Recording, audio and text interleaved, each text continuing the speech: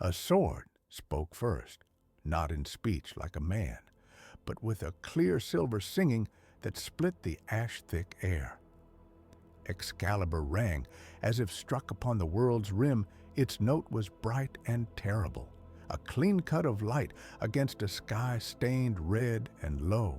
The wind carried the sharp metallic tang of iron and the long bitter breath of burned timber. Above, stars hung unfamiliar and lean, set in a sky that seemed to slope away as if the heavens themselves had been tilted.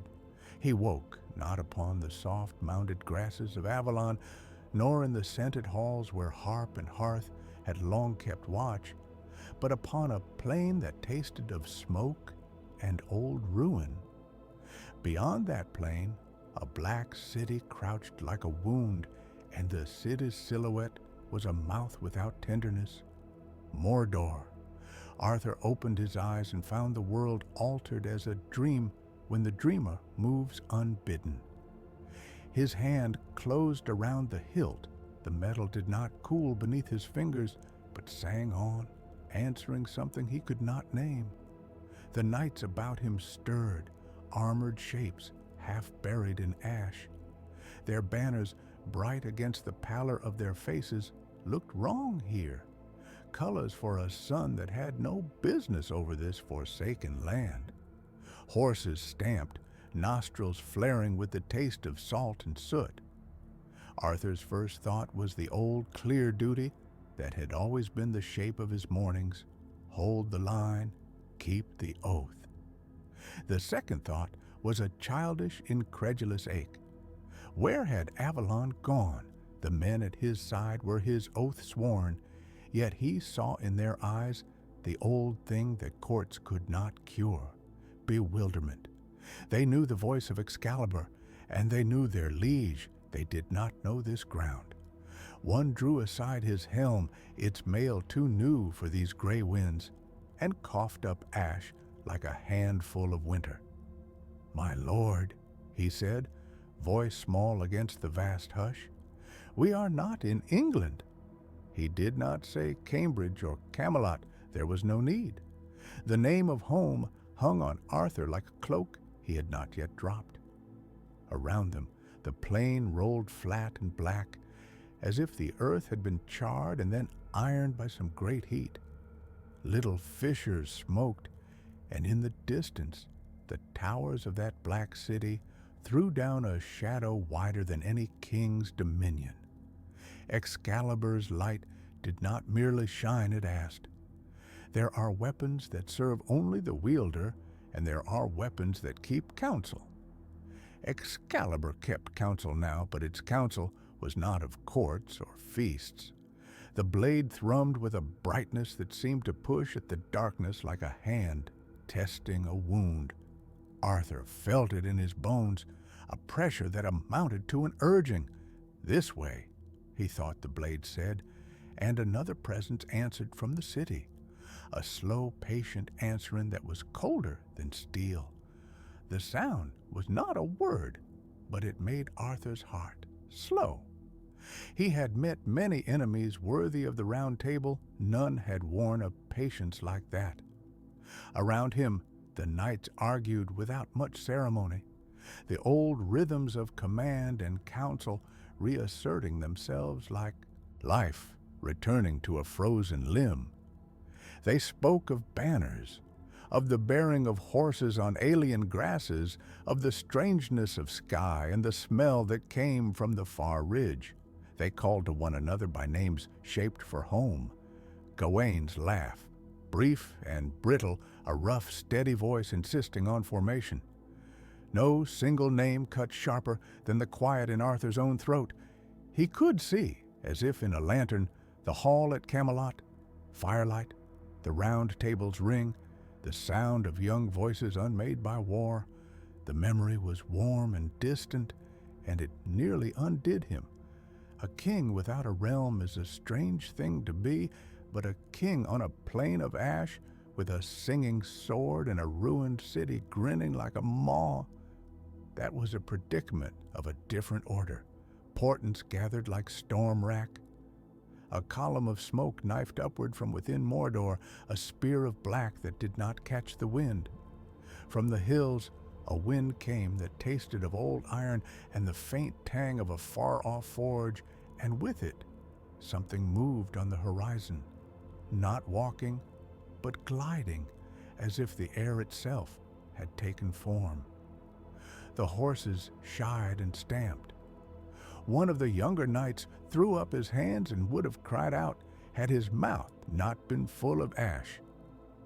Arthur heard the sound the thing made before he saw it, a rasping like a great gate grinding. Then a figure came forward from the plain, robed not with the fine cloth of courtiers, but with the tight, unyielding folds of a hood that had not seen rain in a long while. It did not ride a horse as they knew horses, it rode some shadow of movement, a fugitive of darkness drawn behind it like a cloak. Arthur studied the rider as a man might study a sign. There are rulers who take a throne by laughter and dancing, rulers who win by cunning, rulers who take the world by weight of arms. This rider bore none of the small courtesies of those rulers. There was no courted look, no salute. His presence was a question posed to the world, and the world had not yet answered. Arthur felt the old code rise within him. A lord does not leave a land to be hollowed from within. A lord does not watch while a cancer creeps beneath the skin of his folk. Whatever this stranger meant, whatever hunger he carried, it touched the same bones as Avalon's peace. The knights looked to Arthur for the shape of his answer. "You are far from any court you have known," said a voice near him, low and edged. It was not the voice of the traveler on the shadow horse, but of a man whose years had been burnished by the storm of many campaigns. "We stand on a border of another making. If we turn back, my lord, there will be tales of our caution. If we ride on, we will be strangers in battle." His words were simple. They lodged like stones in Arthur's gut. To go home would be to bring a story of a strange plain into the gilded halls, to tell of things that could not be believed. To go forward would be to leave behind the last tether of realm and hearth. Arthur's reply was not long. He had learned the temper of speech that must carry men when there was no time for protracted argument. He let the blade hang at his hip for a moment, its silver catching the weak red sun. "We are kings of more than soil," he said. His voice carried across the ash like a bell. "We are guardians of trust. There is a stranger in this land who would break crowns for sport, who would grind what is lovely into dust." He did not name the stranger. The men knew the shape well enough. Naming would not make the stranger any smaller. "We will not turn our backs because the world is larger than our maps," he went on. "Not while any folk stand who ask for the succor a sword can give." A murmur ran among the knights, not of obedience alone, but of a deeper fear, the fear that one fights best for what one loves. Here, far from home, with ash in their throats and a sky that did not seem to belong to them, their hearts were split. Arthur watched them as a painter might watch a statue come to life. He saw Gawain's jaw harden, a younger squire swallowing, hands twitching toward his belt. The choice was not merely to ride or to return. It was to make their oaths mean something across the seam of worlds. Excalibur sang again, a sharper note that seemed to cut at the dark. The blade's light fell in a thin line across the plain, and where it touched the black grass, the plants bowed as if in recognition. He would have no army here, not in the sense of supply lines and banners repeated across thousands. He had men whose names his tongue could speak, and he had a blade that had been given by one realm's miracle. Against a city that swallowed light and turned it to rumor, His resources were thinned to will. Still, there was power in will. He had seen it borne out in the faces of men who stood beneath his standard at Caerleon, in the young and the old, who took spears because a voice told them to stand when the night came. A king's realm, he thought, is gathered around the shape of one's courage. If a king would not hold when the world shifted, then who would hold? From the black city, a sound rose like the unloosing of something vast, a bell struck within stone, or the grinding of great machinery. It did not sound like any bell Arthur had known.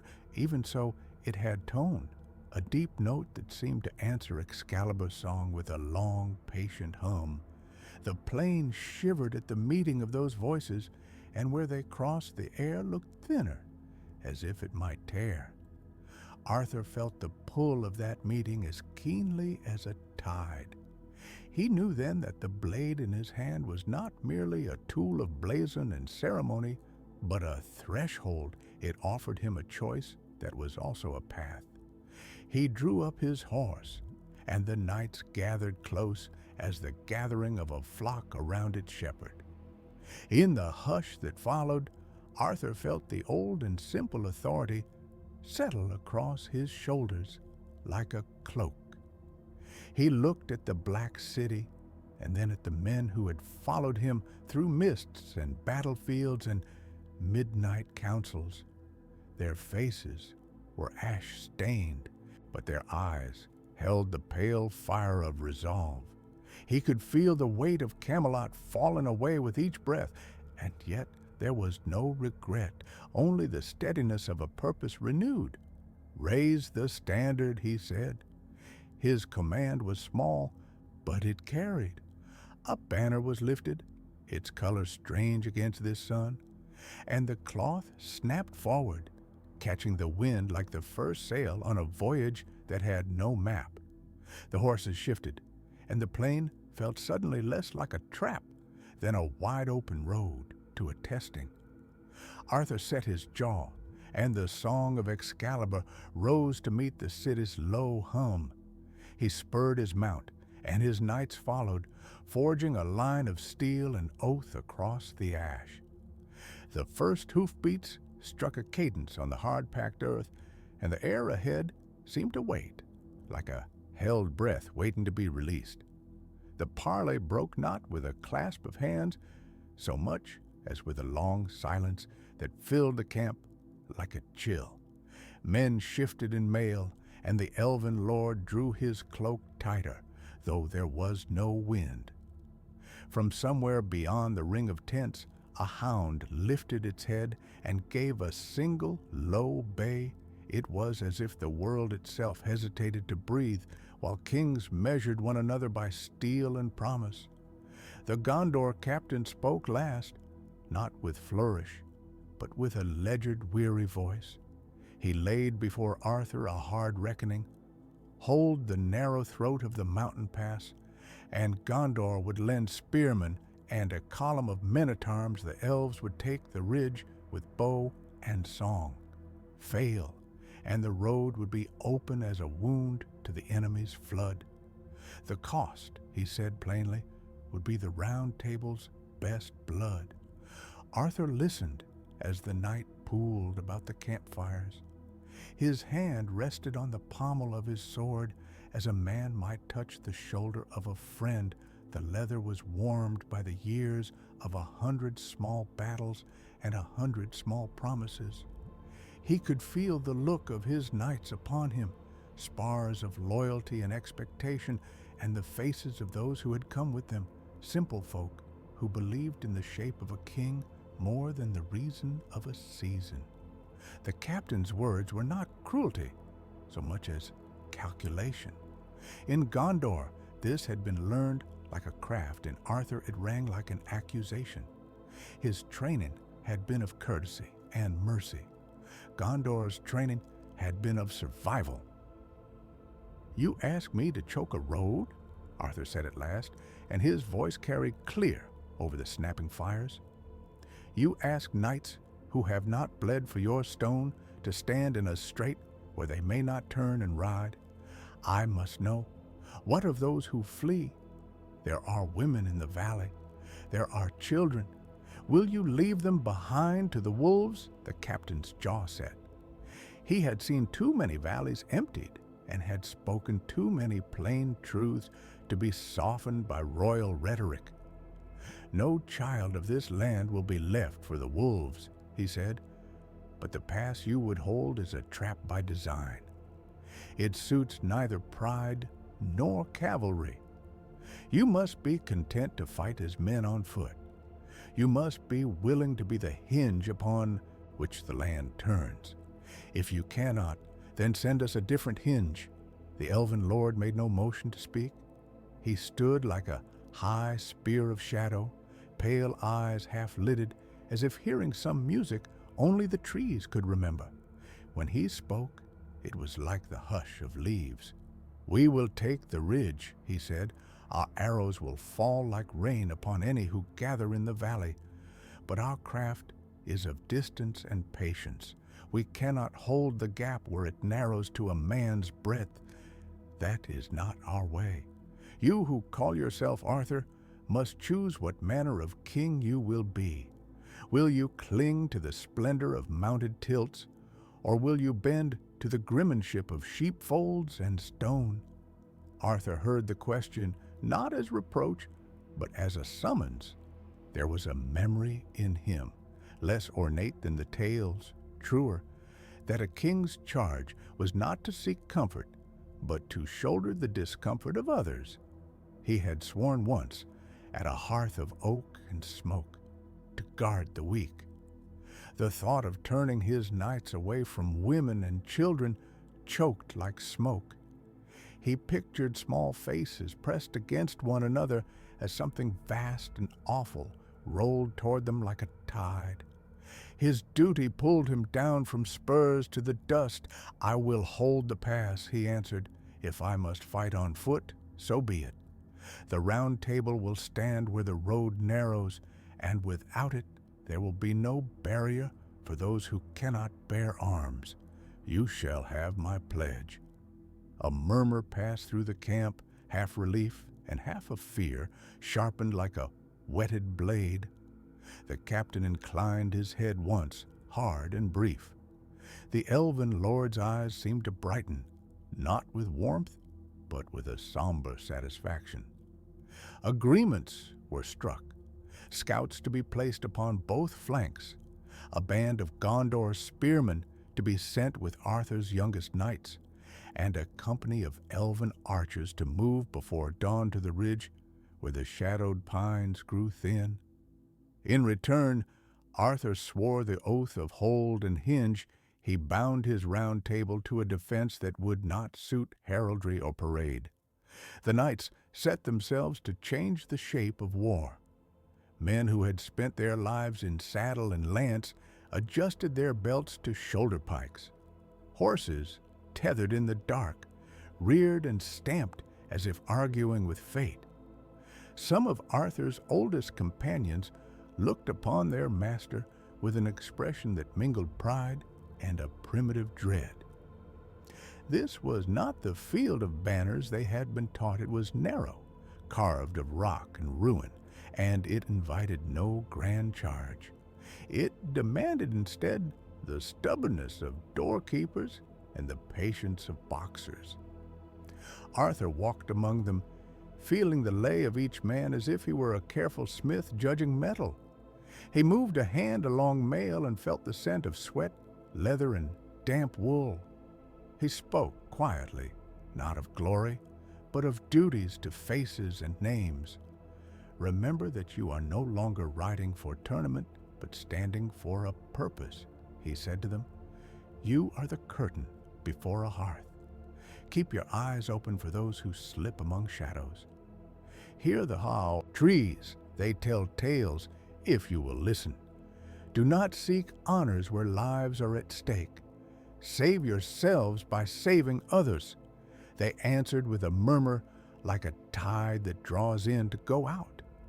The youngest of them, a squire who had only lately ceased to be a boy, gripped Arthur's hand and left faint indentations in the king's palm as if the touch were proof of something.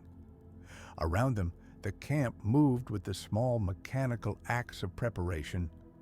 Stakes were sharpened and driven into the ground. Nets were mended and thrown over the mouths of pits.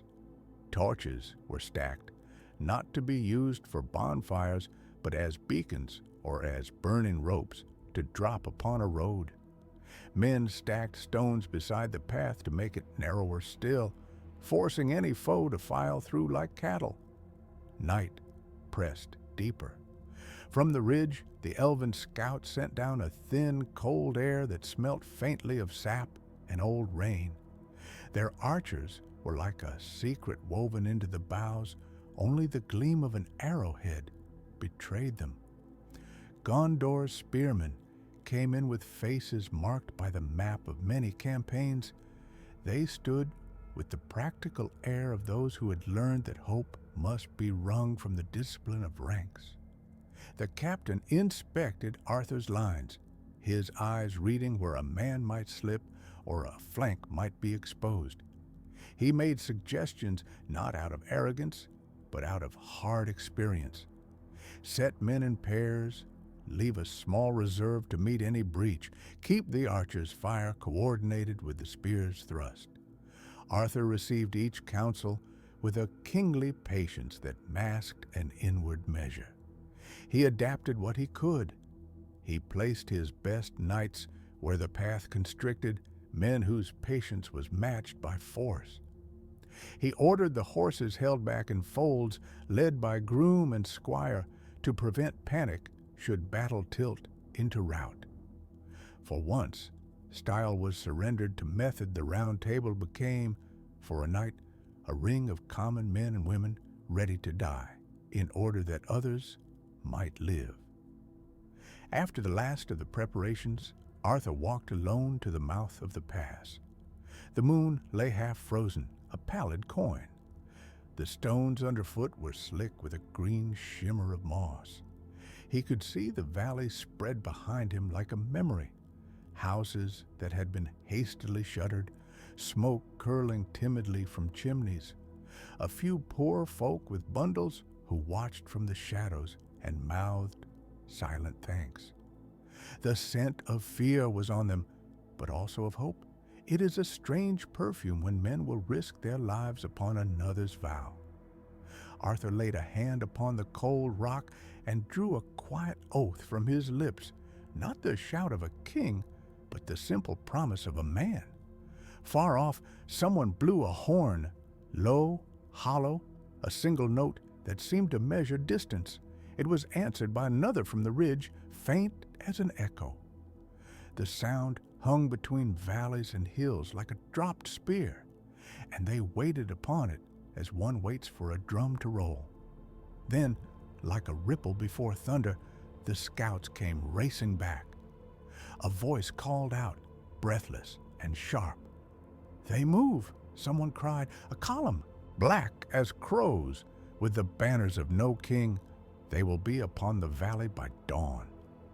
The elven lord's hand rested upon an arrow, the shafts whispering in the night. The Gondor captain's face creased into a hard line. Arthur felt the old drumbeat in his chest, the ancient summons that kings hear at the moment when a threshold must be crossed. He turned and looked at the knot of his knights, the spearmen of Gondor, and the pale line of elven archers gathered like a promise on the ridge. Each face was a page waiting for ink. Each set jaw was a testament to what they would do next. He raised his voice, and the words were neither ornate nor loud. They needed only to be heard. "At first light we hold," he said. "Hold until the last breath of the day if needs must. Let our shields be a wall for those who cannot wield a spear. Let our sword be a sign to the enemy that here is a place they will not take without cost." The captain stepped forward and placed his palm, leather-clad and scarred, briefly upon Arthur's forearm. "Then we are bound," he said. Gondor will not withhold men where men must stand. The elven lord inclining his head was a gentler motion, and the wood singers will set their strings to the wind, he said. We will make the slope of that pass a net for those who come in numbers. Arthur felt the weight of the decision settle about him as armor settles upon the shoulders before a charge. There was no triumph. There was only a kind of awful clarity. The round table had turned from tail into a bulwark. Arthur had traded tilts for timbers, pageantry for pikes. Around them, the camp quieted, the men stealing away to the narrow trench they would hold, their breaths small in the cold air. He mounted at the first pale suggestion of dawn, the horse's flanks warm against his thighs. Behind him, the valley exhaled a tiny, grateful noise, and a child's thin voice called out a blessing. Arthur took no kingship in that blessing, only the clear, heavy responsibility. As he rode into the throat of the pass, the elven archers slid into place above like a clutch of stars replacing the fog. The Gondor spearmen moved in beside his men, their pikes a forest of iron. The gate of stone gaped before them, and beyond it the world narrowed until it was a slit of sky. Somewhere in the dark, a trumpet sounded once more, nearer now.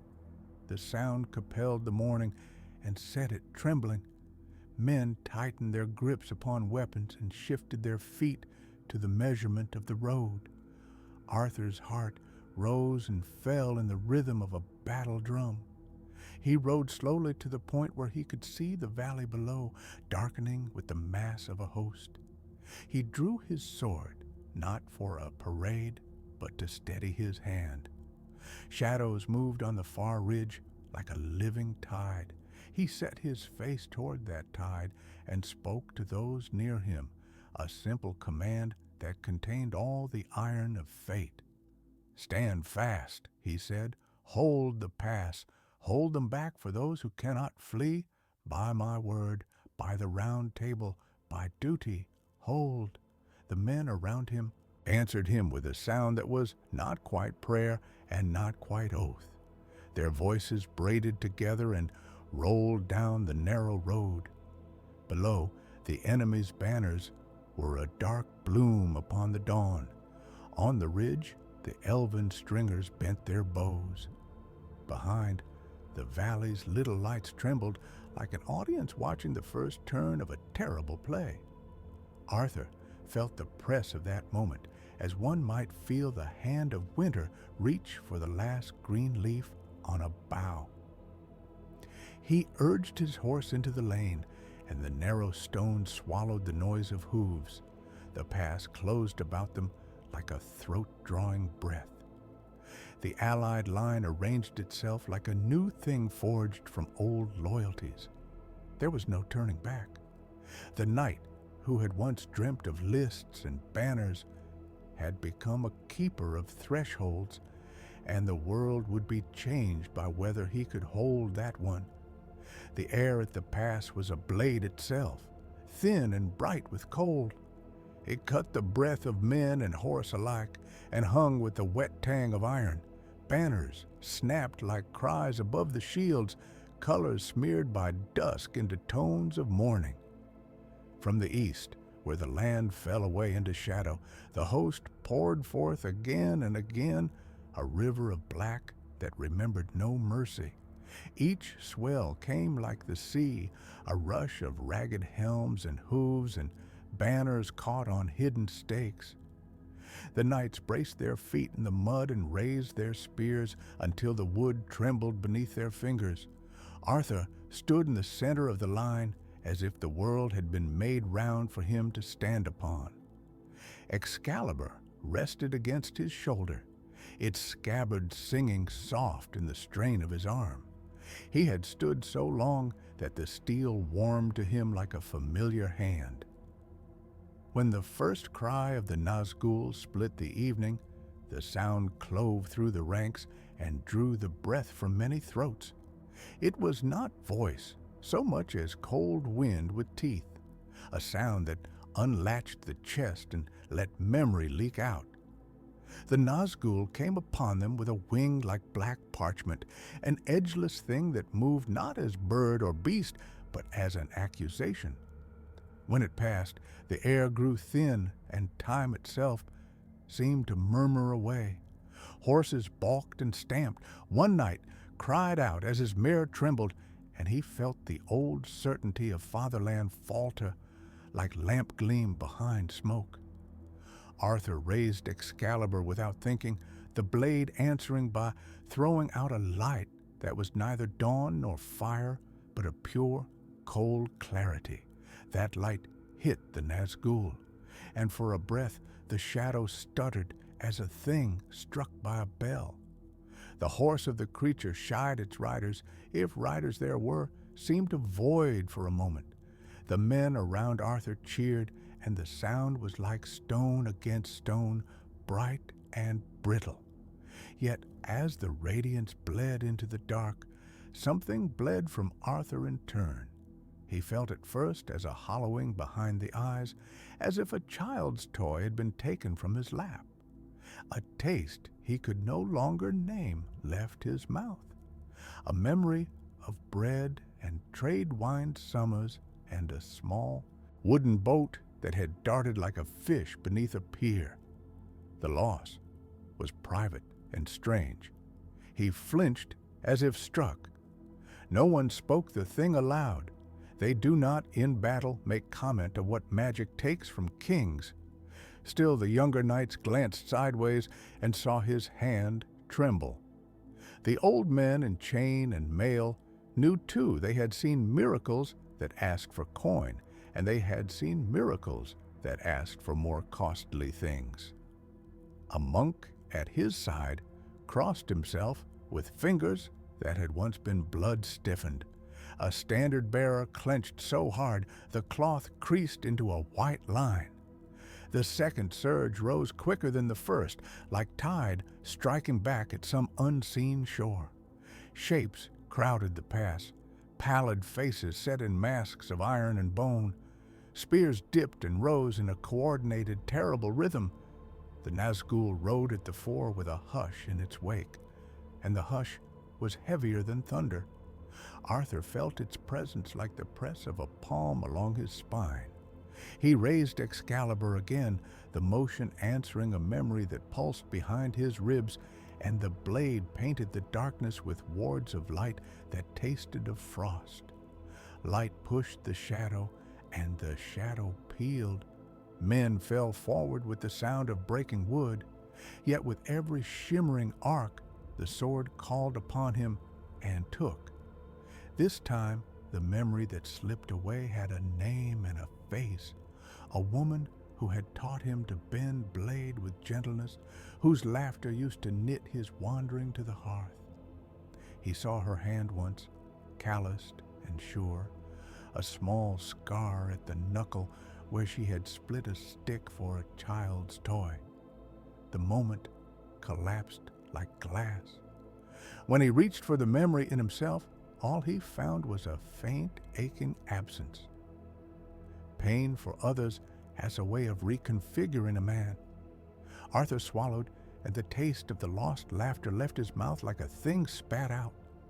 He did not lower Excalibur. That was not his way. He had meant to hold the pass for as long as honor and horse and arm permitted. But a new thought, small and sullen, began to gnaw at him. How many pieces of himself must he give to hold a line of earth and spear? He read the faces of his knights and found there no counsel but faith. They believed, and that faith was a weight that steadied him. The third assault was a grinding of teeth in the night. The dead came with banners that shone with ink instead of dyes, and the air smelled of soot and old rot. The Nazgul swooped closer this time, its wing brushing so near that a spark jumped from helm to helm. Its cry was a slate scraped it sought him as a hound seeks bone. Arthur stepped forward and met it with the sword held high. Excalibur flared like cold sun, a sound like metal singing in ice. The shadow recoiled, a ragged seam ripping. This time the price paid was not laughter nor bread, but a lineage, as if someone had unthreaded a silver cord that bound him to the idea of kin. He felt his father's voice grow distant, not unheard, but receding like a tide. Names that had once come easily to his tongue became misted, the syllables marginal and stubborn. Behind his eyes, he had always kept a small map of descent, a ring in the chest worn by a grandfather, a crest sewn above a hearth. With that strike, these things unstitched one by one. An heirloom lost its story. A hand that had once steadied a plow became a shadow behind glass. The knights saw it at last. One of them, a broad-shouldered youth whose helmet had been dented by a morning's lance, faltered and cried out, "Your Grace!" His voice shook not with fear of death, but with a different dread, the slow erasure of what made them whole. Arthur looked at him, and the look was not of a man who had no fear. It was the look of a man who had begun to count the cost and found that what he had to spend was dearer than coin. "Hold," Arthur said to him. His voice did not carry scorn. It carried instead the kind of authority that is also a plea. Hold the line. They held. Spears became like a second skin. Shields met the surge with a grinding of wood and steel. Horses plunged, eyes wide with the knowledge of sudden peril, and men clung to reins as if to final prayers. The rounds of the conflict folded into one another like the pages of a book turning too quickly to follow. The Nazgul tried each flank and each hinge of their formation, probing their seams. Each time it met Excalibur's light, it shrank, as if light were sting. Each time something left Arthur. Grief is not always a loud thing. It can be the patient falling of ash. For Arthur, the losses became softer and stranger. He found one day that he could no longer sing a song that once steadied the men when they marched. He could not find the opening verse, no matter how he closed his eyes. In its place, he had the memory of a small, precise action, the first time he had tightened a horse's girth with his own hands. That echo lingered, but did not anchor him. The men around him hummed broken phrases and offered him a flask of ale that tasted too strongly of rosemary to comfort him. He took a swallow and felt hollowed by a thing he could not name. As the battle dragged on, the past became a theater of small deaths and near miracles. A banner caught and flamed, a knight collapsed while still upright in harness. A young squire found a fallen bow and used it as if it were a torch. The Nazgul's wing kept returning like insistence. Once it lost something more than a memory from Arthur. It pried loose a vision, a child running through flowers, and set it like dust at the blade's edge. That vision did not return to him. It blew away on the cold current and was gone. By the time the moon rose full and pale above the stones, the men who had stood at dawn were fewer and more grave. Arthur felt the world thinning inside him. He did not merely lose memory, he felt his sense of belonging beginning to fray. Names of villages, recipes, the scent of certain summers, each went like a thread snipped. On the other side of himself, a man he no longer entirely recognized remained, ruler, commander, the bearer of sword and law. That man could still rally the line. The other man, the one of hearth and child's hand and small household rituals, eroded like shore cliffs under unrelenting tide. A whisper traveled through the ranks then, quieter than any shout. Some thought it a pledge, others a sorrow. They murmured that Excalibur was not merely a weapon, but a test, a lamp that asked the price of remembrance for every victory it bought. Arthur could neither confirm nor deny. He had stood in his father's hall in times less dire and taken counsel there. The counsel now was only the thunder of blows and the bodies that fell between them and the dark. The night deepened. A cold fog began to creep along the ground, coiling around horse legs and lancing through mail like fingers probing an open wound. In the pallid sphere of moonlight, the Nazgul's wing carved its arc once more. The men tightened their grip on spear and sword.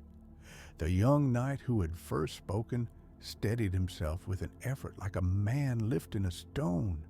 He looked to Arthur as if asking where else they might go, but the line they held. Arthur raised Excalibur again, slow and deliberate, and the blade sent a thin column of light ahead, a lance of day in a night that had forgotten stars.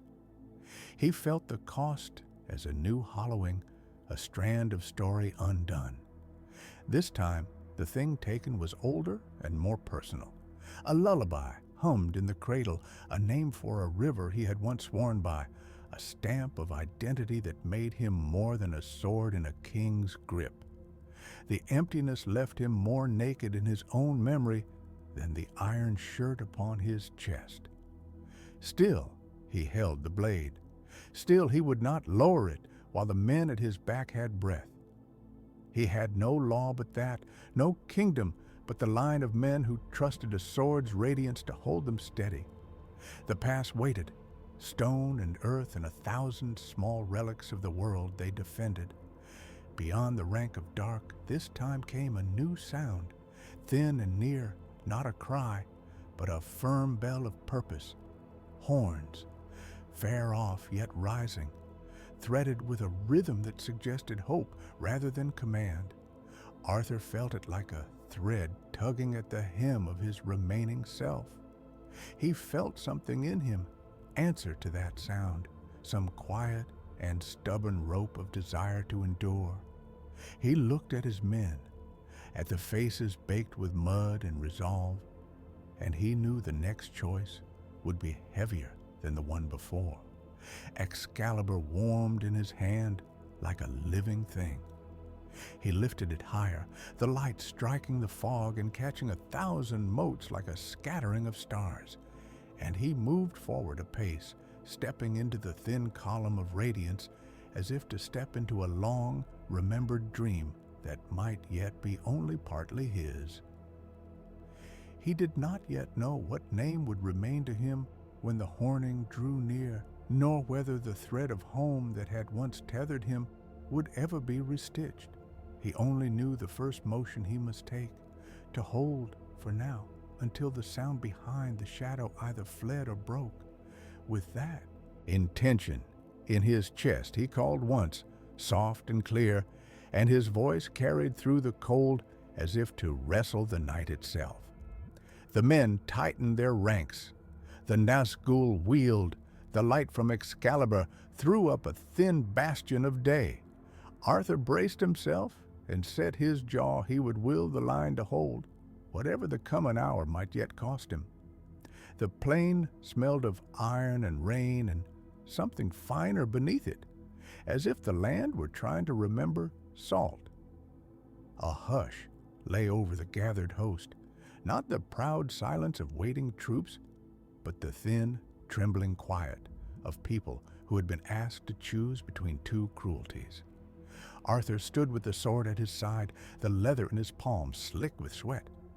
Before him, the knight, once trusted, now small with shame, knelt in the churned mud, the hem of his cloak clotted with ash.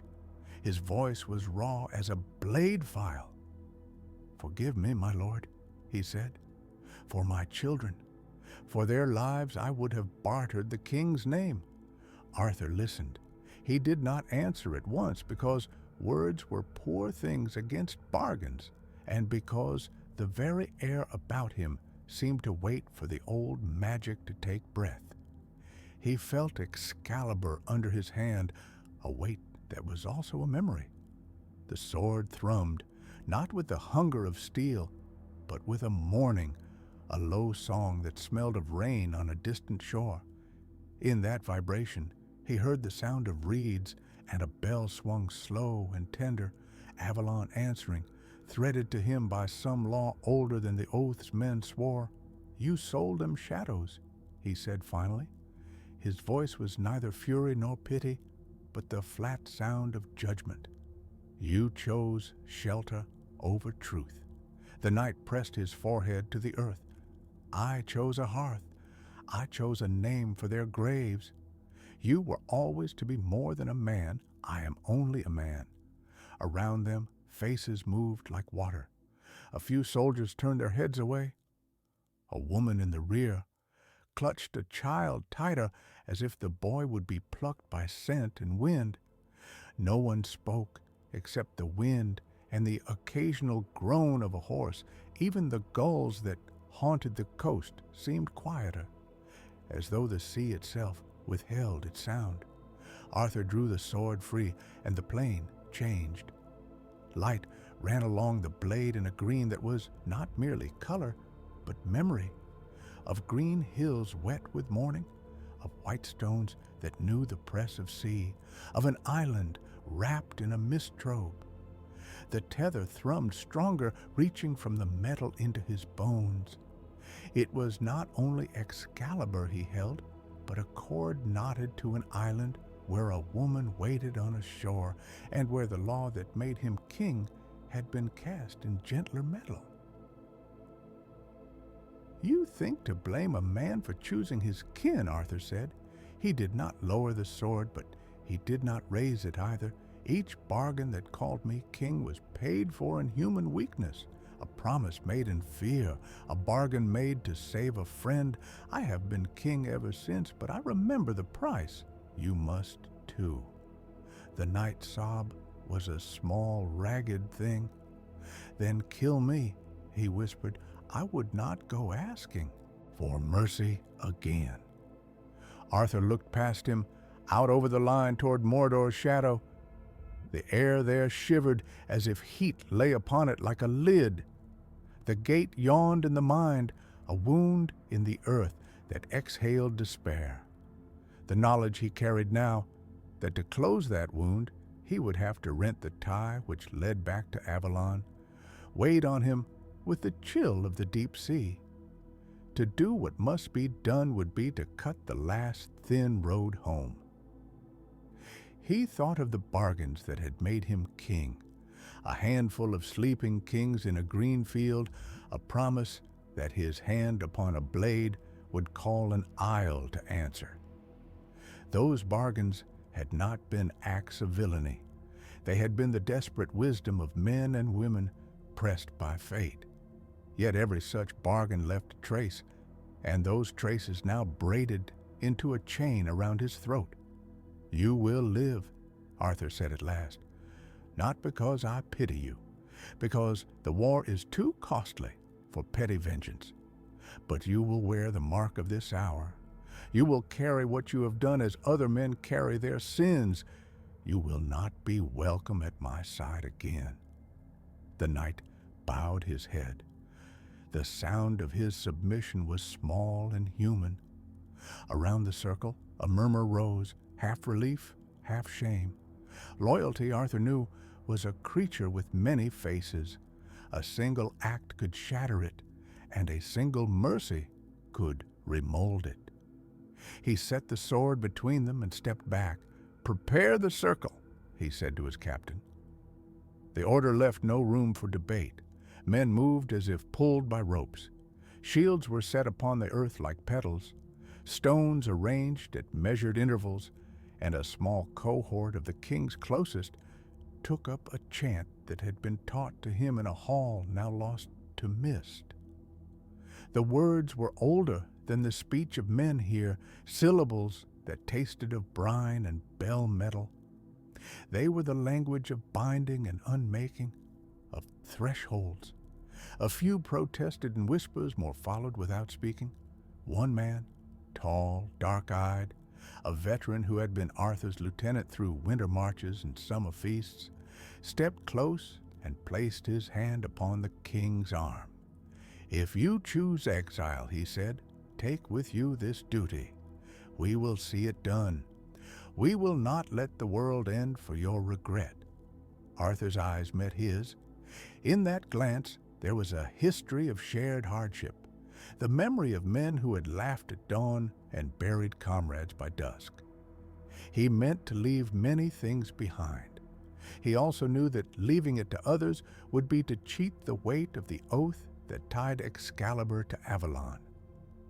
A king could not have another man cast his fate for him.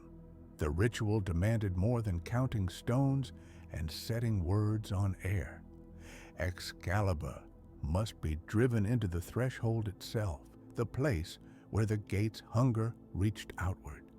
He would have to stand with the sword as both anchor and key, to place his hand in the shape that had bound him before, and to burn the path behind him by intent. By doing so, he would unmake his return. The island that had birthed kings would recede, and perhaps in time forget the face of the man who had walked from its shore. He thought of the woman who had been the island's keeper, of the soft laugh carried on rain. He thought of other hands that had guided his, that had taught him weight and measure. He thought of the child he had been and the king he had become. These were not things he could barter away cheaply. To sever the tether would be grief and a finality that made his throat tight. They made the circuit. The stones took the words, and the words took the air. The chant rose low and steady until the plain seemed to breathe with it. A wind came up from the east, hot and smelling faintly of sulfur, and with it came shapes at the edge of sight. The servants of Mordor stirred, drawn by the change as wolves scent blood. Arthur felt their glance like a hand upon his spine. He steadied himself. He set his foot upon the ring center and drove the point of Excalibur into the earth. The sound that answered was not just metal biting soil. It was the tolling of a vast bell, and in that bell were echoes of green things and sea fog. The sword's light flared and then bent inward, threading with something not seen but deeply felt. A silver cord that ran from the metal into a darkening sky. It quivered as a thing that had been struck. For a breath, the island came close like a remembered song. He smelled cold water and wet linen. Voices, older than any language he knew, hummed like strings. A figure in white lifted a hand across a shore. The tether pulled, a longing that was almost a plea. Arthur pressed harder. Pain lanced not through flesh, but through the bone of memory. The cord singing shifted. It took on a fierce, biting note that felt like wind across a cliff. He felt the knot of Avalon loosen, as if a seam were being picked apart. Around him, his men held their breath or their shields, each measuring what he had chosen to pay.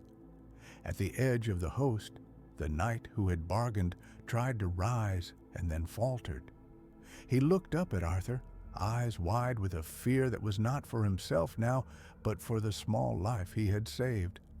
"You cannot close it," he cried, "not without the island. You do not keep the right to ask me what I may not do," Arthur said. His voice did not shake. The sword sang through his hands, steadying him like a keel. "You gave up that right when you bartered souls." No blade fell, no hand rose. Only the song of the sword and the chant of the circle and the thin, terrible sound of something unwinding beneath the world. The sky began to thicken above the gate like cloth drawn tight. Shadows drew closer, not yet shapes, but the pretense of them. In that pressure, loyalties bent. The captain who had once pledged to stand with Arthur steadied his chin and tightened his fist on the pommel of his own sword. Some of the host turned toward the city, others toward the gate. The knight who had betrayed them wept in a new way, his tears salt on the dust. Arthur thought of names he would no longer say aloud, of places he would not see again. He thought also of the men who had followed him here, and of the greener world they had hoped to reclaim. To burn the bridge might strand him, but it might also save them. He did not pretend ignorance of the cost. He had been forged by bargains, he would now forge one of his own. He drew the sword fully from the earth, and the silver cord contracted, a rope of light that seared like frost. The plain around them shimmered with borrowed dawn. The gate answered with a howl that was not wholly of wind. The chant rose to meet it. Arthur raised Excalibur high, and the blade threw a light that was neither wholly green nor wholly steel. Behind that light, Avalon leaned away. He felt his childhood slipping like a house of fog, the bell in the mist tolling once, and then again, as if in farewell. Men exchanged looks, some of fierce resolve, others of dawning fear. Arthur set his jaw. His hand was steady, but his breath came thin now. He lowered the sword toward the threshold, and the air held its breath with him. The moment of decision folded like a shutter. He felt the island's last reach for him as a gentle hand on his shoulder. He felt also the weight of the plain and the lives upon it. He knew what he must do. With a slow motion, deliberate as prayer, he drove Excalibur down toward the place where earth and shadow met. And as the blade sank, the light changed, and the world leaned forward to hear the sound. The light that leapt from the sword sank into the past like a second dawn. It did not merely burn, it set the air to singing. Stones warmed beneath an invisible hand. Grasses, blackened by the long march of shadow, lifted and caught in a wash of gold that smelled of rain and some distant older spring.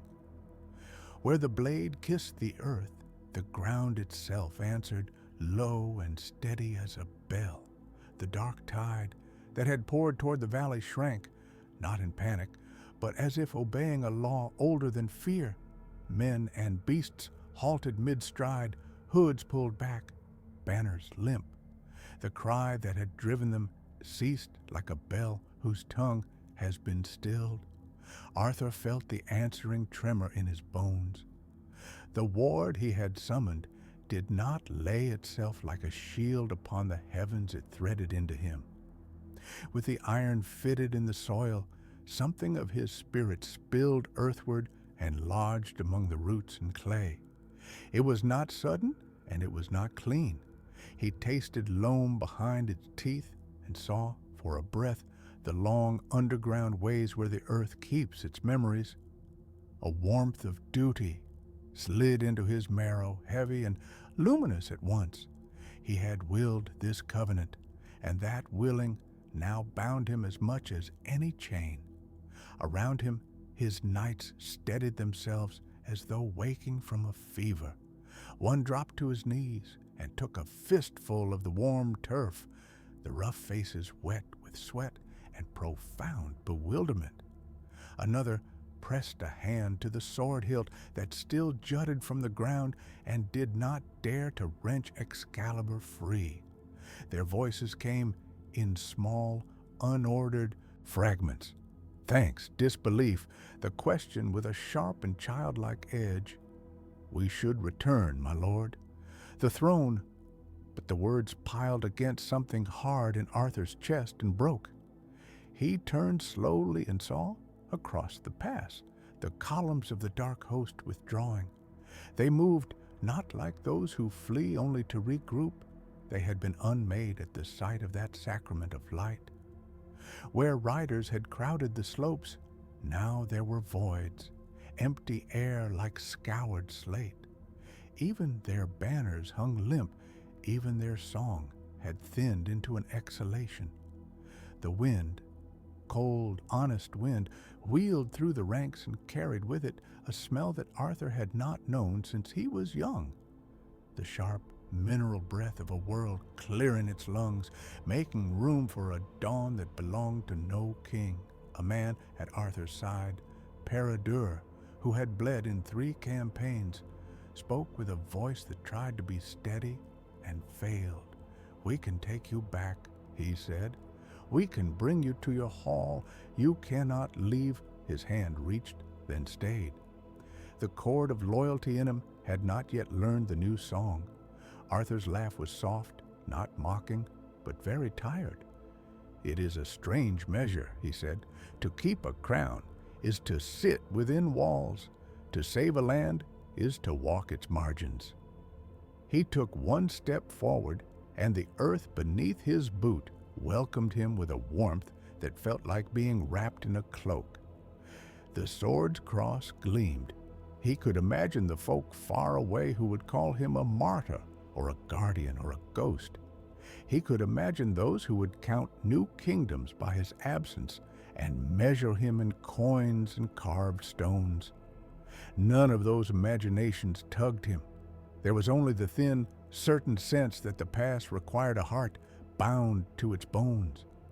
His hand closed on Excalibur's hilt, not to draw it, but to feel the alignment of will, the metal, the soil, the promise. He had known before he struck that the ward would demand a toll. Nothing given to such old things comes without cost. His memory took on the shape of a room that lengthened until its far wall blurred faces of those he loved, leaned at the thresholds and became pale like lanterns seen in fog. He could, with a twist of thought, lift himself free and walk once more to the pillared hall where banners bore his rule. He could consent to return to the court and let lesser men watch the pass, to leave the wards tending to others. He thought of the children who would look up at the road and know peace because the dark had been held, and his answer grew like a new thing in his mouth. "No," he said. The word was neither defiance nor resignation. It was a settling. "This is the work I am chosen for now. Thrones suit those who can warm by their fires and send others to mend the walls. I must warm the world itself." He pushed the sword a hand's breadth deeper, as if to make the bond absolute. The light that rose around him took on a measured rhythm, like breathing, and the sounds of retreat behind it fell into a hollow hush.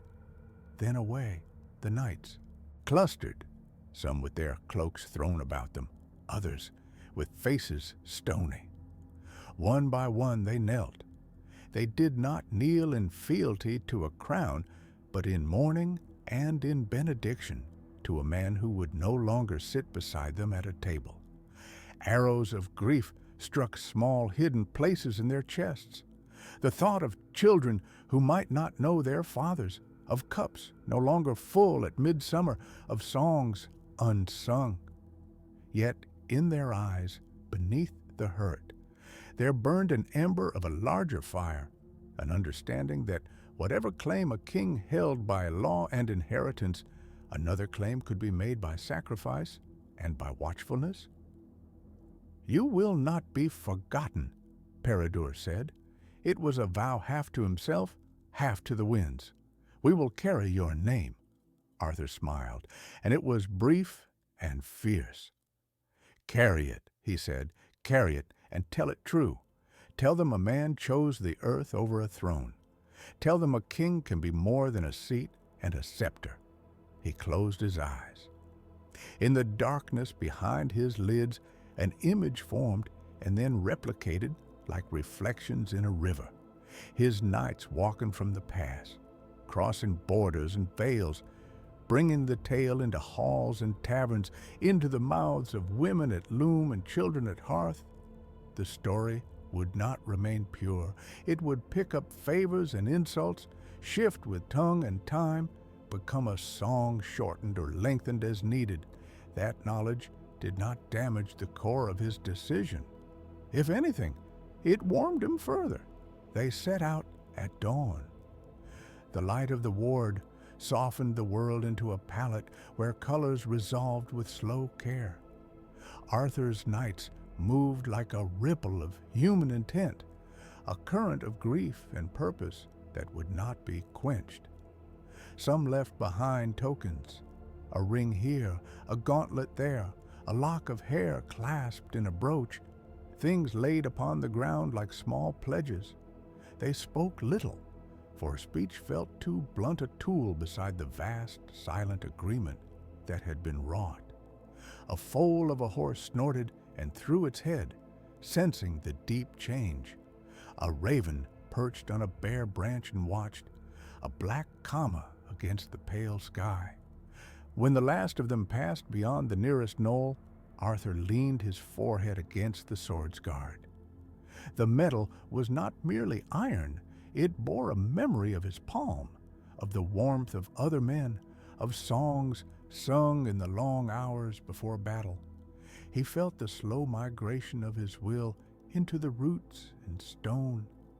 At intervals, the ward flared, testing the world like a shepherd calls his flock. Once it sang with the voice of mountain springs, once it murmured with the hush of ancient trees. The past hummed with a life that was no longer merely his, and yet his presence threaded it. Time, which had been a distant companion for him, began to change its gait. Days stretched and folded, seasons smudged into one another like paint. Arthur found that hunger came less often, though when it did, the taste of bread was thunderous. Sleep no longer took him as it once had. He would stand and watch stars traverse improbable arcs and hear, in the dark, the subtle footfall of things that move outside the seeing of men. On some nights, the air brought the faint clank of armor and a rumor of voices, and Arthur would strain, heart sharpening, only to find the sounds swallowed by stone. Each such stirring he met with a small reply, light flung along the ridge, a ripple through the ward, like answers to a question only half-asked. Word, as Arthur had predicted, took to traveling. His knights became the first storytellers, and they changed with each hearth they warmed. A bard in a border hamlet heard beneath his breath the rhythm of Arthur's line and made a verse of it. A queen in a far city received a traveler who told the tale between sips of wine and rose it like a jewel in her court. Children learned the name and turned it into a prayer before storms. Some called him Saint, some Shade, some the Lonely King. The variety of names mattered less than the attention that his deed demanded. With names came images, a figure standing at a pass, a sword blazing like dawn, a promise threaded into the earth. Each telling tugged the story toward myth, and myth, once born, takes on a will of its own. People began to come to the pass for reasons small and grandesque alike. Farmers walked in to inspect whether the ward warmed their cattle. Lovers came to swear oaths where the light lay bright. Pilgrims arrived, leather-framed flasks in their hands, seeking a miracle or perhaps an answer. Some came with small gifts, old coins wrapped in oilskin, a child's braid of hair tied with green thread.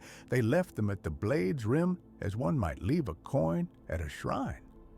Arthur felt each token like a pebble thrown across a lake. The ripples reached the place where his heart now dwelt and made it ring. But the turning of the world is not without its counters. Deep things hear the taste of sacrifice and note the new balance. The dark host had been driven back, not destroyed. Its absence bred cunning, not apathy. Under the years, other stirrings took breath, threads that moved slower and deeper than marching armies. Arthur, standing upon his watch, felt a tingle like the first prickle before a storm. It was not an immediate alarm. It was the knowledge that his choice, though right, was not an ending. It set a new boundary. Yes, the pass would no longer be a corridor for wanton thirst, but boundaries invite those who would test them. In the quiet between nights, Arthur spoke a promise into the soil. He did not show his words to any living man. They were spoken to the stone and the roots, and to Excalibur itself. "I shall hold," he said. "While breath walks this green world, I shall keep the gate." There was no formal tone to it, and no need. The promise folded into the ward and settled like a seed planted beneath snow. When the first cold wind of a distant winter found the pass again, a traveler came up the route, breath steaming, cloak rimed with frost. He stopped beneath the sword and did what many had come to do. He laid his palm upon the warm metal and closed his eyes. In that instant, Arthur felt the touch of another human heart at the edge of his listening. It was a small, fierce thing, full of tired hope. He answered with the faintest movement of light along the ridge, and the traveler smiled as if he had met an old friend. The watch began anew each morning and did not end with one man's decision. Arthur had been a king once, with subjects and quarrels, praises and scorn. Now he was something else, a keeper of a hinge upon which a portion of the world turned. He would be remembered and misremembered. He would be sung, cursed, and prayed to. That multiplicity suited him better than a throne ever had. A throne gathers dust and cold hearts. A pass keeps the weather and the road and the living. He had chosen the latter. Far down the valley, the road unfurled like a pale ribbon, carrying his knights into new lands, into courts and markets, into the slow turning of common days. They carried his story the way one carries a brand, hot, urgent, and likely to leave a mark. They meant to temper it with truth. They meant to warn of complacency.